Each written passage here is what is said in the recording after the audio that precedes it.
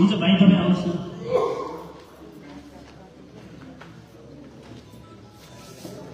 आफ्नो परिचय दिएर मन्तव्य राख्नुलाई एकदम छोटो मन्तव्य र सठिक विषयवस्तुलाई उठाएर राख्नुलाई धन्यवाद। धन्यवाद। देशमा अब परिवर्तनको आवश्यकता छ। अब पुरानो पार्टीहरूलाई मात्र हेरेर हुँदैन, नयाँ पार्टीहरू आउनुपर्छ, केही गर्नुपर्छ देशमा। अब त्यसरी हामीहरू चुप बसेर हुँदैन, शान्त बसेर हुँदैन, पुरानाहरूको हेर्ने हो, धेरै समयसम्म हेर्ने हो। अब केही परिवर्तन गर्नुपर्छ समाजमा भनेर राष्ट्रिय स्वतन्त्र पार्टीमा आबद्ध हुनुहुने सम्पूर्ण नेताजीहरूमा धन्यवाद छ। नमस्कार छ। आज पहिला म मेरो परिचयबाट सुरु गरेँ। म युवराज काफ्ले, घर पैयौँ पेडीवास। जेन्जी मुभमेन्टको समयमा म जेन्जी आन्दोलनमा पैयौँको प्रमुख भूमिकामा पनि निर्वाह गरेको थिएँ र अहिले म राष्ट्रिय स्वतन्त्र पार्टीमा आबद्ध छु। किनकि समाजमा अब हामीहरू यतिकै सडकबाट मात्र आन्दोलन गर्न हुँदैन, रातो क्रान्तिले मात्रै सम्भव हुँदैन, निलो क्रान्ति गर्नुपर्छ समाजमा।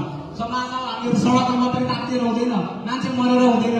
अब चुनावबाट परिवर्तन ल्याउनुपर्छ, मरेर होइन, चुनावबाट राम्रो नेतृत्व छानेर परिवर्तन ल्याउनुपर्छ भनेर म राष्ट्रिय स्वतन्त्र पार्टीमा आबद्ध भएको छु। अहिले हामीहरू विषम परिस्थितिमा छौँ।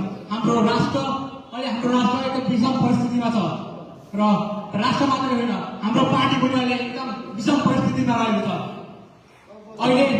अहिले हाम्रो राष्ट्रमा एउटा राम्रो नेतृत्व एउटा नभएको अवस्था भन्नुपर्छ। हाल अवस्थामा हेर्दाखेरि अहिले काम चलाउ सरकार रहेको छ अहिले हाम्रो, र यसलाई निकास दिनुपर्नेछ, राष्ट्रिय स्वतन्त्रबाट निकास दिनुपर्नेछ, हामीहरूले निकास दिनुपर्नेछ। तर हाम्रो सभापति पनि अहिले जेलमा हुनुहुन्छ। उहाँले हाम्रो सभापति जेलमा भइरहँदाखेरि हामीहरू कटिबद्ध भएर लाग्नु परेको छ सडकमा। र